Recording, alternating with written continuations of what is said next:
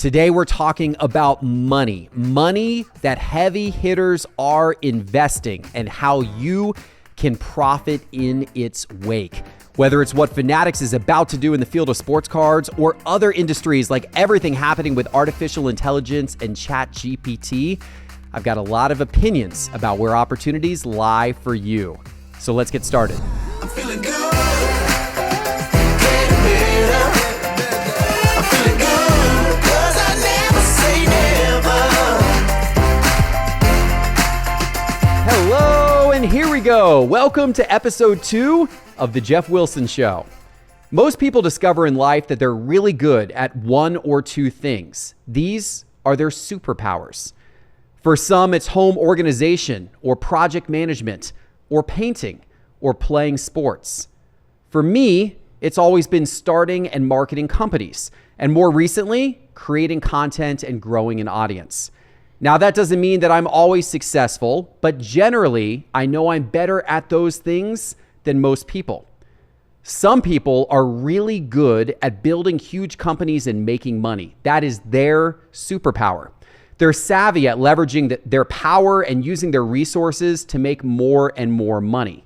And if you pay attention, if you follow what those heavy hitters are doing, there is often opportunity for you to make money in their wake. We're going to see this for the next few years in the sports card industry. If you can properly read the tea leaves of what Fanatics is doing, you can set yourself up for a very bright future. And that is what this episode of The Geoff Wilson Show is all about. Kelly, welcome back to the show. Hi. I mean, that's such an interesting take about superpowers. I'm like sitting here thinking about this and being like, what is my superpower? What is your superpower, Kelly? Honestly, I think it's more like compassion and being able to read people really well, which doesn't actually help me monetarily at all, unless I decided to be a therapist. But I can't sit in a room long enough and listen to people's problems, I think. Or maybe you should be a professional poker player. Ooh, okay. All right. Breakthrough all right. Interesting. Reading the telltale signs while they're trying to stay. Right.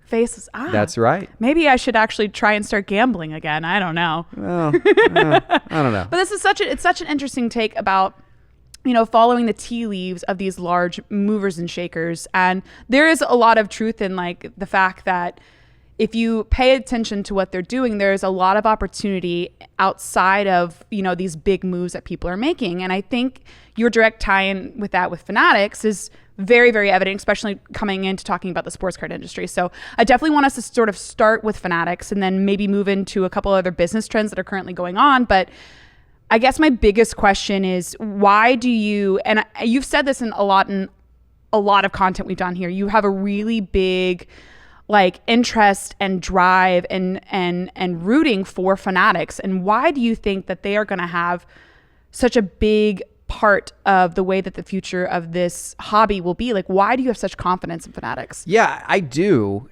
because Fanatics is at a level that is far beyond what any company in the sports card hobby has ever been. I mean, honestly, Fanatics is coming in with heavy artillery, and all the other companies in the sports card market, including Topps and pre-Fanatics and Panini, they got like water guns compared to what Fanatics is able to bring in terms of resources, in terms of money, in terms of investment backing, and in terms of business savvy of their leadership team, the experience of getting things done before. Fanatics is a behemoth company. I mean, this is a company. So Michael Rubin actually started his own apparel company. I think it was back in the late 90s. Mm-hmm. He acquired what actually kind of became Fanatics, or what was Fanatics, in 2011, as he wanted to expand into getting, you know, more licenses. There was also an e-commerce part of the business, which I think he sold to eBay at that time. But from 2011, when he acquired that company, to today, Fanatics today, their most recent valuation is over $30 billion, yeah, and they're going to IPO soon. Mm-hmm. They're raising they just raised, I think, another $700 million or something for the purpose of doing acquisitions and investments, a lot of which is going to end up in the sports card community. Yeah. The money that these guys are playing with, the money that they're bringing in, and the smart people behind it is so far beyond anything that has ever existed in the sports card hobby. So often when you see a really big company like that making that type of monumental investment and monumental move, it means that they believe that there is tremendous opportunity to grow the market. Because trust me, Fanatics, with the money that they're putting in, with the team they're hiring, they are not interested in where the market is today. The market today, if this market stays around the size, or if it increases 5 or 10% a year for the next 5 or 10 years, Fanatics will absolutely consider it a failure. 100% they will consider this investment to be a failure. They are looking for 5 or 10x returns, not 5 or 10% returns, right? They want to see this thing grow 10 times in the next 5 to 10 years. That's what they want to see, right? And that means they'll be doing well and their investors will be doing well. But they've got to have a multiple like that. They've got to have a multiple times growth.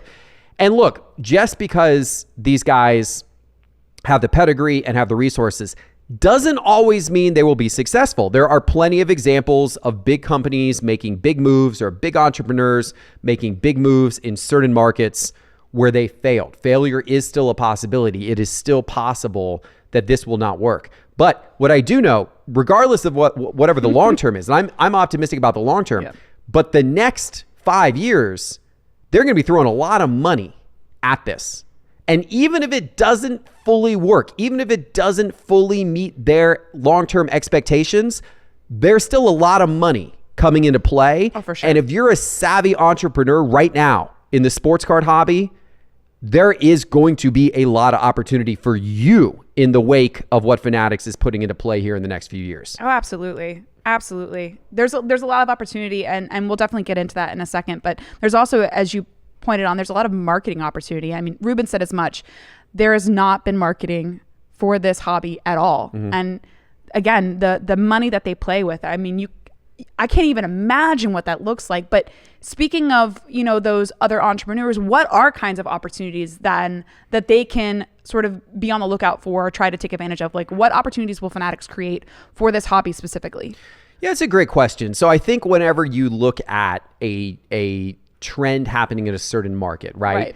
You can break it down and you can see, okay, like here's obvious things that are going to grow. Obviously, if Fanatics comes in and puts in a bunch of marketing money, obviously sales of products should grow, right? So if you're retailing product generally, in some way, that's the hope. Yeah, sure. For If you're involved in the distribution of products, of the retailing of products, you should have more customers. Now, you do have to watch out, because you do have to watch out that Fanatics doesn't end up going too direct to consumer, or they don't squeeze you on your margin. So just simply being a card shop isn't automatically a stamp for success.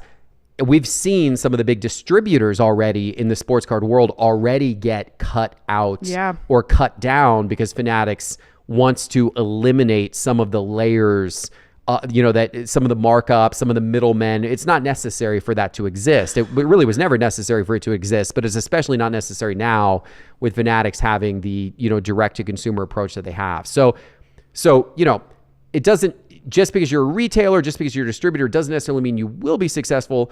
But theoretically, as Fanatics moves the entire market up, moves more and more customers into the market, there will be more opportunity to sell things. So that's obviously a very obvious answer. Breaking in particular, Fanatics has already made it very, very clear that they see breaking as the ideal entry point to attract new consumers into the sports card market. They are very content focused, Fanatics is. And again, reading the tea leaves, these are the types of things, if you're an entrepreneur, and whether it's sports cards and what Fanatics is doing or any other industry, right? Look at the big money players, look at where it's going, and then read the tea leaves by looking at who they're hiring and what they're talking and saying. In Fanatics' case, they hired a CEO for Fanatics Collectibles who is out of the entertainment industry in LA, the former CEO of Dick Clark Productions. Why did they do that? Why did a trading card and collectibles company hire somebody out of the entertainment industry to be the CEO? Because it needs to be an entertaining thing for people to get introduced into the hobby. Because they're going to go all in on live streaming. They're going to go all in on breaking. And if you set yourself up right now, as an entertaining, engaging breaker, Fanatics is going to want you. You're going to be a big part of the future. That is how you can profit. One of the ways you can profit in the wake of what's about to happen with Fanatics' large degree of investment. Are there any other opportunities outside of breaking? I mean, I know you specifically talked about card shops. I mean, what can local card shop owners do today to make it a good opportunity for them as well with Fanatics? Build relationships. So one thing that people don't do a good enough job of, business owners in general, any field, go create and nurture relationships with the people that matter, the people who could make or break your business. If I am a card shop owner, I am doing anything and everything possible to build relationship with anybody possible at Fanatics or Topps or Panini. Hopefully you've been doing that with Panini in the past. It is so critical to build relationship because there will be winners and losers, and Fanatics will have their favorites. They're going to have their favorite breakers. They're going to have their favorite card shops. There's going to be reasons why they want to support certain businesses because they feel like they're doing things right.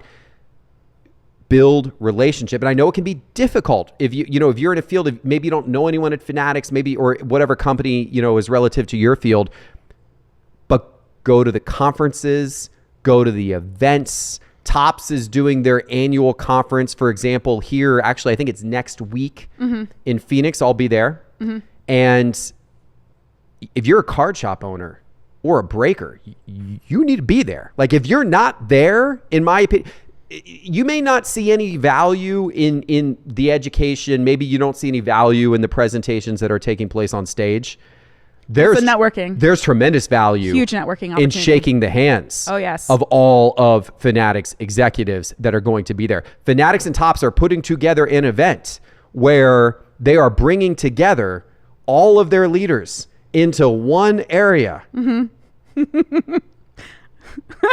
gotta go. Like if you want to do anything in the sports card world, go to where the people are that are the important people, that are the ones that are going to be controlling product allocation for the next 40 years. These are the people you need to get on their radar and you need to become their friends. And it doesn't matter if it's sports cards and Fanatics or whatever industry you are in, please network and befriend the important people in the industry because those connections will help you get ahead.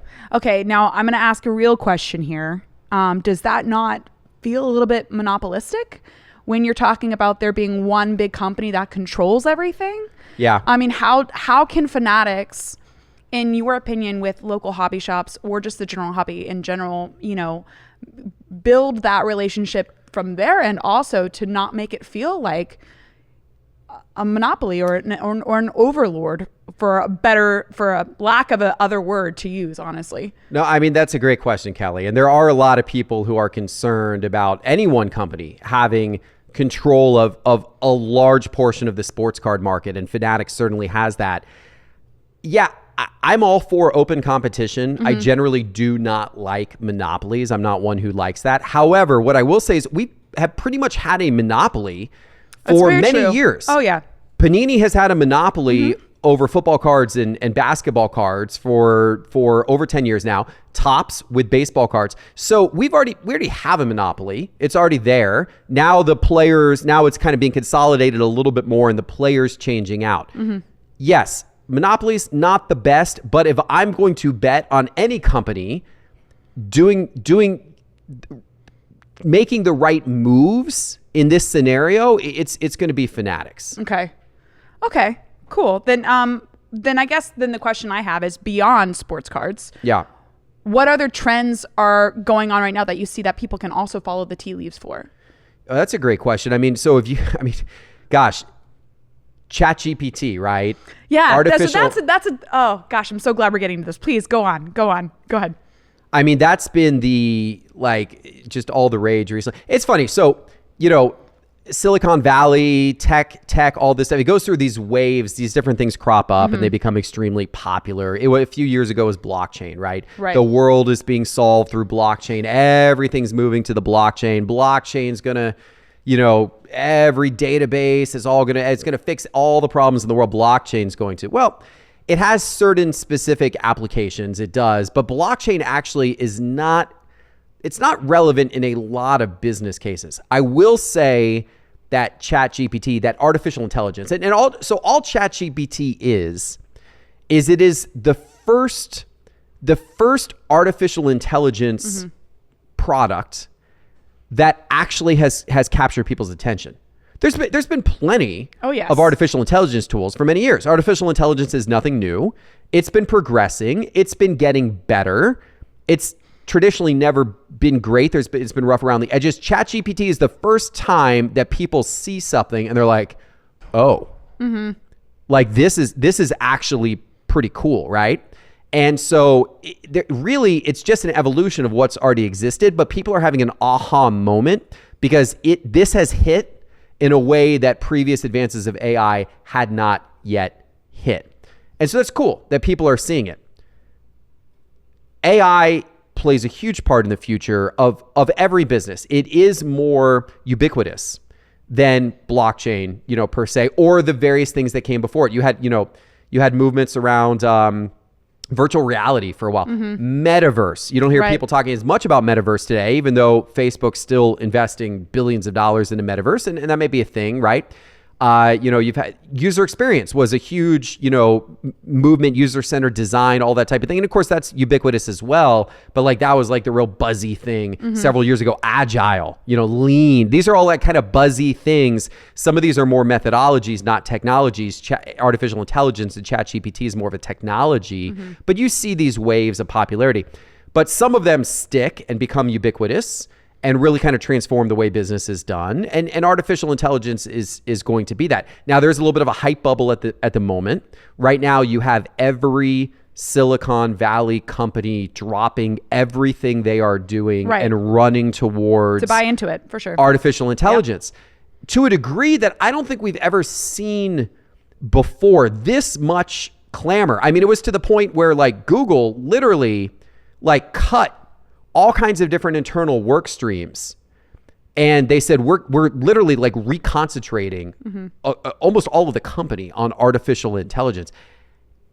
And they should, because this is the first moment in time in the last 20 years that Google's search engine is actually threatened. Oh, for sure. You want to talk about a monopoly? We were talking about Fanatics. Yes. You want to talk about a monopoly? Google's search engine is a monopoly. I mean, it is the search engine, right? Everyone uses it all the time. Well, guess what?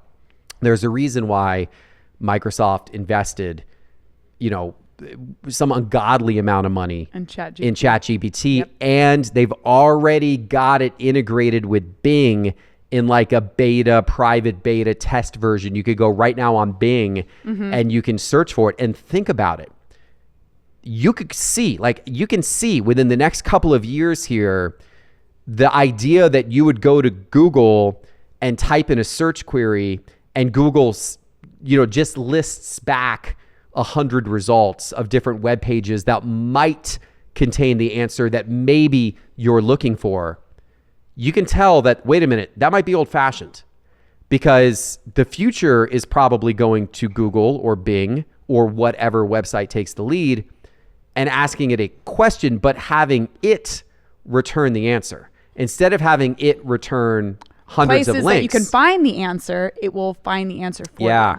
It will give you its crazy. opinion. Well, it's going to be a complete seismic shift in how it works. It's going to be a real power struggle when this starts to happen, because I tell you what, the amount of money right now that's being invested in search engine optimization and companies that are building out elaborate websites this has been going on for years and years. My agency 352, I mean, we do some of that work, right? We help companies with their search engine positioning.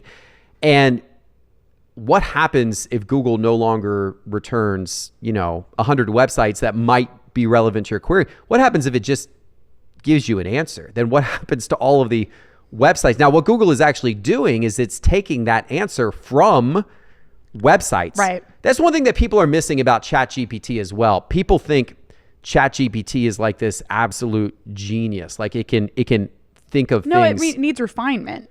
Well, it's simply consuming huge amounts of information and then regurgitating that information. Now there's some, obviously, the way the neural network works and everything, there's some interesting kind of thought process to how it determines what information is going to read out to you and how it reads it out to you.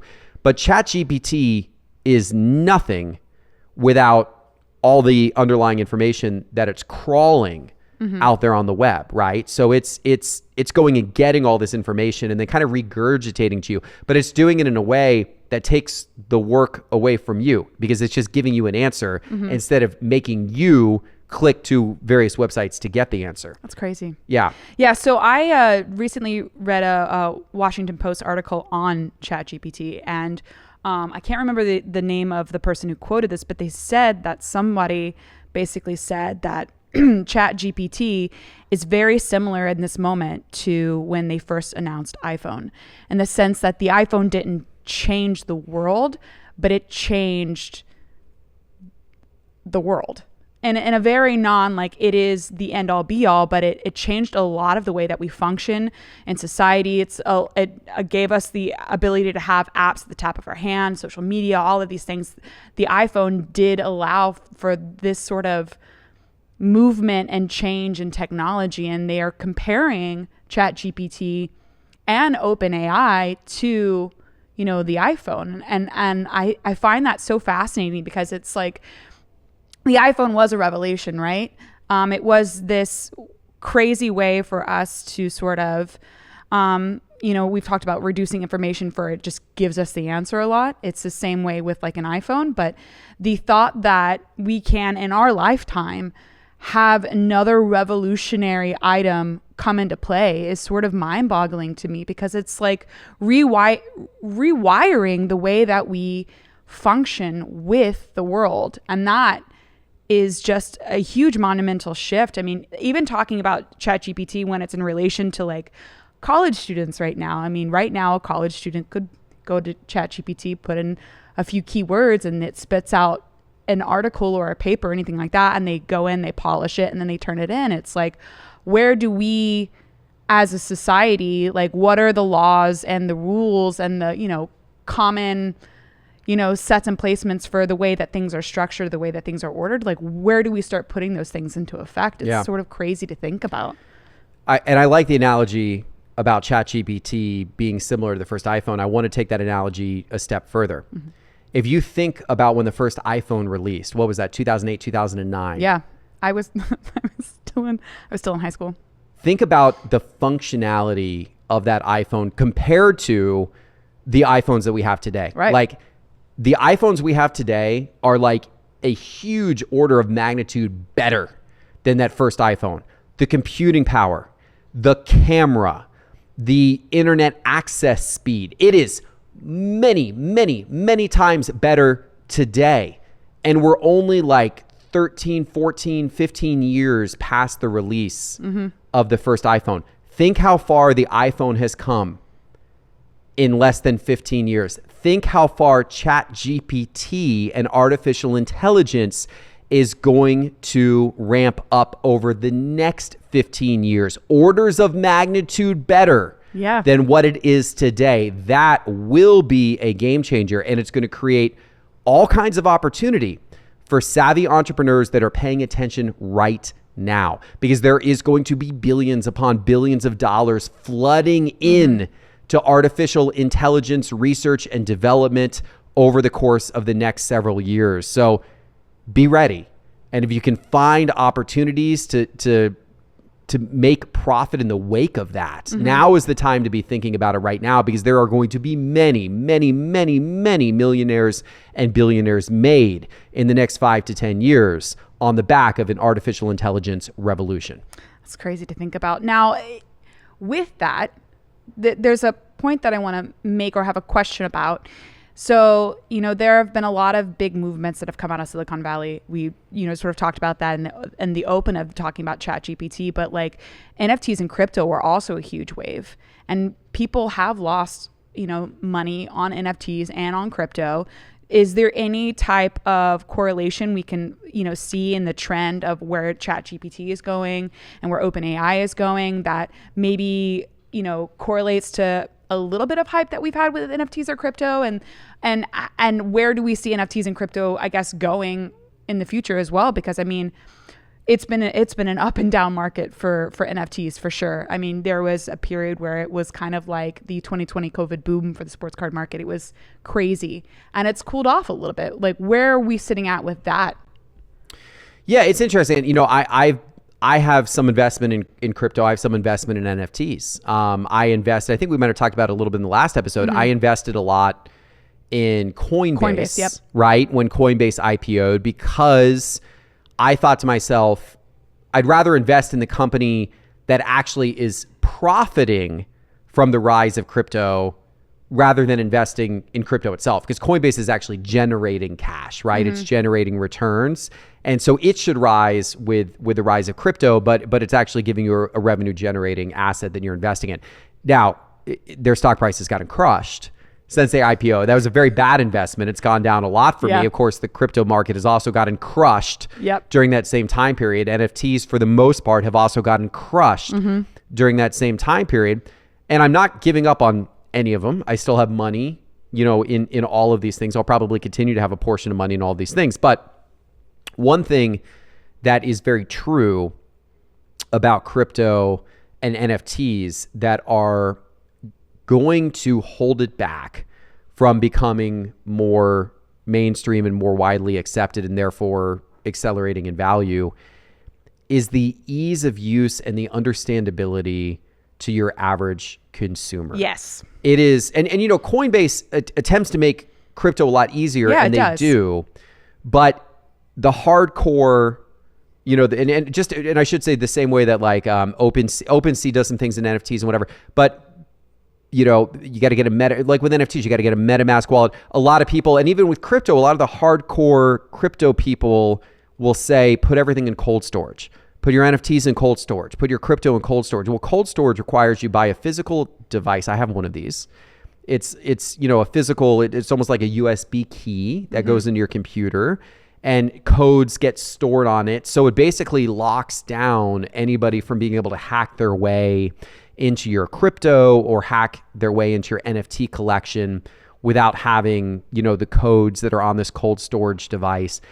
The whole thing is complicated and intimidating. It also sounds like you're doing espionage, right, to be absolutely for 99% of the population. And the challenge is like, so somebody who's like fairly technical and wants to research it and kind of get in deep with it and geek out about it a little bit, which I did a little bit of, you can figure it out. But most people don't want to put in that degree of effort. They don't care to put in that degree of effort, or they're just not technical. And this is a little bit over their heads, and it's not easy, right? Taking money out of an ATM machine when you need some cash is Very easy. easy. Depositing a check in the bank is easy. Buying some Bitcoin, it's becoming easier through services like Coinbase, but it's still not particularly easy.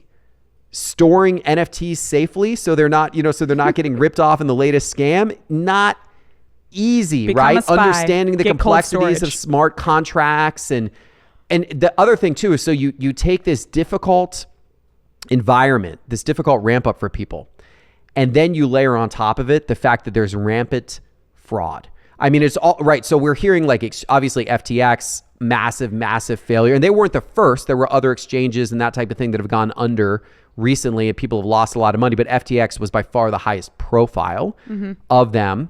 You hear stories like that. You hear stories about people's NFT wallets getting cleared out. Phishing scams are rampant. People are clicking links. They think they're authorizing their MetaMask wallet to some legitimate, you know, thing, and instead it's something illegitimate, and all their, you know, millions of dollars gets cleaned out of their wallets, and it's completely non-recoverable. I kind of laugh because the big like thing that all the like hardcore crypto people have like hung their hat on for the last 10 years is it's free of regulation. No government can intercede and do anything. It's the truest form. It protects you from the government.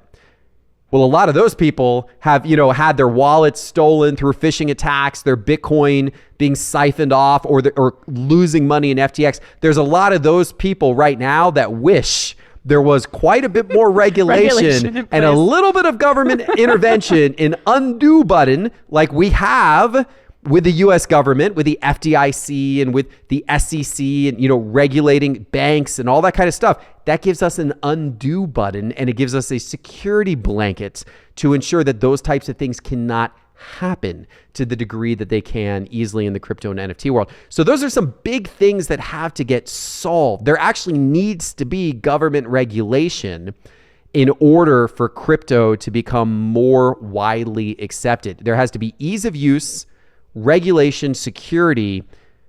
At the end of the day, it just has to get more easily understandable and a feeling of security, enhanced security for the average consumer. So at this moment, with everything you've listed, the pitfalls, the need for regulation, all this stuff, at this moment, why would someone invest then, is my question. Like, why would you participate or partake in crypto or NFTs at this moment? Well, it's speculative. NFTs, so crypto, if we're talking Bitcoin, if we're talking Ethereum, it's speculative. There are people that believe, and I believe, I believe it to a degree, but I'm not hardcore on this. There are people that believe that over time, as more people adopt, crypto, that and that technologies do become better and fraud becomes less pervasive, that there will be increasing amount of money put into the market, and therefore the value will increase. A supply and demand type thing. I believe it to a degree, but there's also, I don't necessarily know that it's going to be, Bitcoin or Ethereum that's going to prevail. You also have, there's interesting things going on with stable coins. There's the US dollar coin. That's a whole nother conversation. But people are speculating. They're speculating. That's what it is. They're speculating, right? NFTs are a little different because there's so many different types of projects, from, just your typical art projects, which were rampant with speculators. Not as much anymore, but still some, just because the heat of the market's kind of died out. But then there's also NFTs that have actual utility or that are being tied into games. Those are a little more interesting. I think in terms of potential there, that some of those could appreciate over time. But it's all speculation. But then again, a lot of things in life are speculation. Sports cards are speculation to a degree, especially depending on what types of cards you go after. Yeah. There's speculation as well. So it's a matter of people wanting to put their money into things that they feel, that they believe have the opportunity to appreciate, or somehow are going to create a brighter future for them. I mean, honestly, marriage or relationships are speculation. I mean, if we're getting down the basic core of a lot of things are speculation. A lot of it's a long-term play. Will it work out? Will it not work out? You're going to put your money or your life or your time where you feel it's valuable for you, based on the information So I guess that's the best way I can equate that to the speculative play for NFTs and for crypto. But let's get into our fun segment. And I like, by the way, I like I've never heard anybody compare investing in NFTs or crypto to getting married or entering into a relationship. Just in a long-term relationship. I mean, you're basically making an estimated guess off of information you're aware of by investing in your time, your heart, your money. Well, your money in all cases, right? Yeah. You're right. It's true. And that's true with everything in life. Like everything you do in life, whether it's starting a business or deciding to go to college or accepting this job over that job, or as you said, getting in a relationship with somebody, buying your house here as opposed to renting a house over there. It's all somewhat speculative. It is all an educated guess. Yeah. And all you can do is make the best decision possible given the information that you have at that moment and given your belief. You got to believe in something. Yeah. Right? Yeah. So I mean, that makes the idea of investing in NFT and cryptos a little bit more feasible to me, because it's like, oh yeah, I did invest in a home recently. So I mean, I could have also just invested as easily in an NFT that I really saw a long-term play with, for sure. And you probably, I mean, you could have a nice, stable, long-term consensual relationship with your Bored Ape. My Bored Ape, yeah. Your Bored Ape. Oh, I can't tell you, I went through that catalog and I wish I probably would have gotten one at the time. I thought they were really cool. They were just a lot of fun characters. I do like the idea of you having a unique Bored Ape character. I thought that was a really great play with it. And you know, there was a bunch of other ones. I can't remember the names of them, but you know, there was one that was the bull.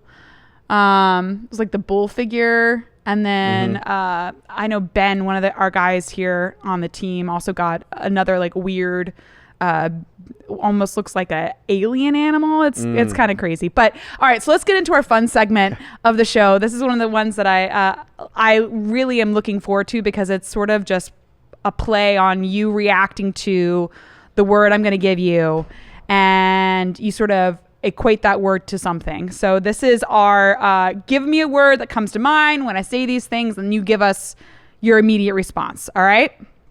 Venture capitalist. Egg. Oh, that is bizarre. I hope you know that's a bizarre response to a venture capitalist.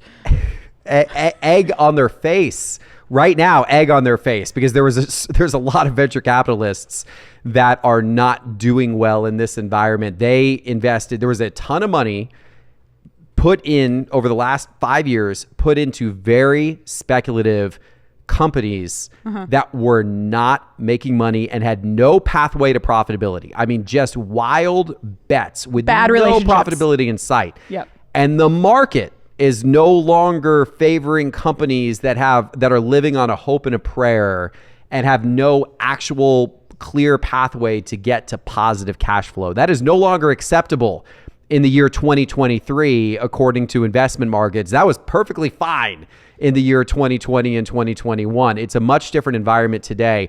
You know, the best example I have of this I take a lot of pride in this story. It's story time with Geoff Wilson, everyone.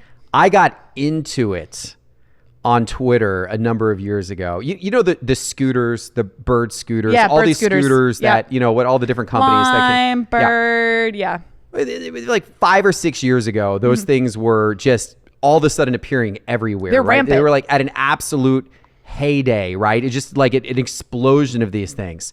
And I looked at these things from the very beginning, and I'm like, I don't see this business model ever being very successful, because you have so many challenges with this business model. You got cities and governments that are going to come in and place severe restrictions on these things because they don't want these scooters littering up everywhere. You're going to have liability. You're going to have lawsuits from people injuring themselves on these things. You're going to have rampant theft of these things. You're going to have destruction of these things. And then the model that they have to all be collected and charged up. You're going to have tremendous hardware failure and hardware replacement. People are going to beat these up. You're not even going to be able to find half your scooters when the GPSs break down. Yet so many issues that I saw from the beginning. So there's this venture capitalist, famous venture capitalist, who on Twitter was tweeting about he was pounding his chest about his incredible investments in, I think it was Bird. It was in one of these scooter companies, and how like he was basically just brilliant. And I went back and forth with this guy, and I'm like, this is dumb. You're going to lose your ass on it. And he came after me. He's like, who the hell are you? Yeah, he literally said, you know, he said, I'm worth hundreds of millions. I've done all these companies that have been worth hundreds of millions of dollars. Who the hell are you? And I'm like, well, you know, I've actually had some nice successes as well. I'm not going to argue that my successes are at the level of your successes. You can own that. I don't need to get into that argument with you. I'm just telling you that this one isn't going to be in your column of successes. He took great offense to this, back and forth. I actually checked the other day. Bird stock, since it IPO'd, is down 98%. Ooh. It is down 98% since it IPO'd. Oh, that's not good. 98%. Egg on the face. Wow. Of that guy. Well, and a lot of venture capitalists over the last few years. I will say, I am, for a couple of years, I was a huge proponent of using the scooters. And that was before governments came in and started, you know, putting specific laws into place that, you know, you were able to find a scooter at any time. Like, you know, living downtown in Atlanta, if I don't have to pay for parking and I can, scoot somewhere in the early evening and scoot somewhere at night and not have to get an Uber because that's also expensive. Like that was a huge benefit to me. But now it's anytime you're anywhere in the city, if you try to get a scooter after 9 o'clock, they won't let you. You cannot rent a scooter after 9. It's with the limitations, it has become less of a positive thing for me to do. Then I'll just Uber. What's the point of taking a scooter anyway? They do have the electric bikes now that I find to be a lot more convenient and smart to play with it because one, you can travel further. You're less likely to hit a bump in a sidewalk and completely face plant. It's a smidge bit safer. You've got a basket, you can carry things.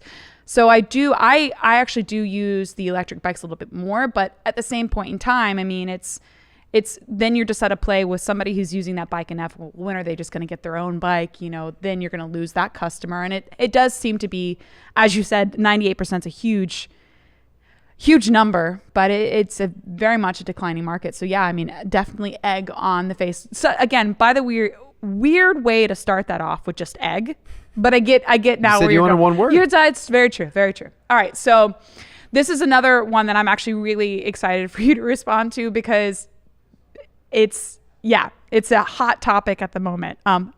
Job market. Strange. Yes. Perfect. Uneven. It's weird. So weird. It's odd. You're hearing, so some companies are doing big rounds of layoffs. Yep. You're hearing, obviously, a lot of that started with Silicon Valley, but you're seeing some other companies do layoffs as well. Some companies can't hire fast enough. Some companies are still having trouble finding skilled workers. Other companies are letting large portions of people go. It's an odd time. There's so much talk of recession. There's companies that are prepping for recession by cutting payroll and, doing all this type of stuff. One thing that's saving us right now from not being in a full-blown recession is the fact that unemployment is low, that the job market is still decently strong. So while you have some companies doing rounds of layoffs, you've got others that are continuing to hire and hire. So low unemployment is actually keeping us right now from really getting into more of a recessionary state. I don't know. It's strange. It's uneven right now. You don't normally see that in the job market. Normally it's all one way or all the other. It's uneven right now. Yeah, I mean, it's so I listen to NPR and I hear about they do almost every day a sort of jobs report, right, of where we're sitting at with this. And you hear about the large layoffs. I mean, I had a friend of mine who had been working at CNN for 15 plus years, and she was part of the round of layoffs. And so it's, kind of strange seeing these people who have been embedded in these companies for so long get laid off. I mean, Twitter, you just had Amazon, you have a bunch of these large companies laying off a lot of people. But at the same time, I've seen friends get jobs like that. I've seen other people, lose a job and maybe not be able to get a job just as quickly. So it feels like there's a different case scenario for every person, but it does feel very strange. I mean, you always hear that there are companies that are trying to hire people, but they can't find them, right? But then you're hearing about all these companies who have them and are just getting rid of them. So it's the dichotomy between the two sides that we're hearing are just not meshing. So I think the response on it being strange is completely accurate. I mean, I don't know. I mean, like it's a crazy time right now. So it's, strange is a good way of looking at it. Yeah, for sure. So the last one, which we actually talked about already today, on three sides, right? We talked about NFTs, we talked about sports cards, and we talked about art. Alternative assets. What is the first word? Go. Yellow. That makes no sense. Yeah, yellow lights. Okay. Caution lights. Okay. Caution lights. Okay. Proceed with caution. I mean, look, I obviously I invest in alternative assets. I'm I'm always bullish on the sports card market. I invest in a lot of these assets. I think it's smart to proceed with caution right now. I definitely wouldn't give it a red light because in some ways, I think this might be a really good buying opportunity for some of these things. Like I think that the sports card market, and I did a video at the beginning of the year, I think it's somewhere near the bottom. Now, who knows? We don't know if there's another, if there is going to be a big full blown recession coming in that could knock things further. But absent of a full blown recession hitting hard, I think that the sports card market is near the bottom. And I think that if you can scoop up some really valuable, scarce, high-end cards right now for reasonable prices, and they're going to be worth a lot more in 5 years. That's what I think. I don't know if it's the case or not. But you should also be cautious because we've seen what's happened with prices over the last couple of years. And this is not just sports cards. This is crypto. This is NFTs. This is every form of alternative assets, collectibles, or any type of speculative asset. Just be careful. Caution. Yellow light. Geoff, this has been the most interesting segment, I will say, and I will take your word from what you said. The job market's been strange. Your one-word responses have been very strange, but they make sense. So, I guess it could be strange and make sense, like the job market. So, let's talk about wins and losses for the week. So let's hear from you what a big win was for the week. Absolutely thrilled to see the heat that my son's Card Kids channel has right now on YouTube. Yeah. Their last few videos have absolutely popped off the charts. I mean, these things are getting, 20,000, 30,000 views, which is pretty incredible. So I'm pretty proud of them. I think the videos are really well produced. Obviously, our team here at Sports Card Investor does the filming and the editing and always does a fabulous job. I mean, we've got an absolute top-notch production team, which you're the head of the production team. So you're the head of content. You're the head of content. Yeah. Charles would yell at me if you said head of production. That's fair. That's a nuanced word. But the videos are doing fabulous. It's cool to see. It's really cool to see. And of course, my sons are really, really excited about it, seeing how well their videos are doing, and it just motivates. They just want to record videos all the time now. What was Reeves's favorite video recently that we released? Like one video who's like, Dad, this is amazing. He really liked the video where he went out and bought the really big Joe Burrow card. It was I think it was titled like his biggest deal of all time or something like that. He thought that video was really well put together. He also liked the crossover episode we did where fun. I bought all the cards out of the dollar bins at a card show and then handed them all to him. And then he had to go sell them. And so the first part of the episode was on Sports Card Investor. The second part of the episode was on Card Kids. He thought that came out really good too, as did I. I thought those were great episodes. Yeah, I mean, it was a fun crossover, and it's exciting to see, somebody like Reeves taking an opportunity like that to try and, make money on the fly really quickly, and sort of seeing the way that he navigates that. It's been a really interesting video and a very interesting pathway for him on that channel. So it's exciting to see, when the future for that. So let's talk about a loss.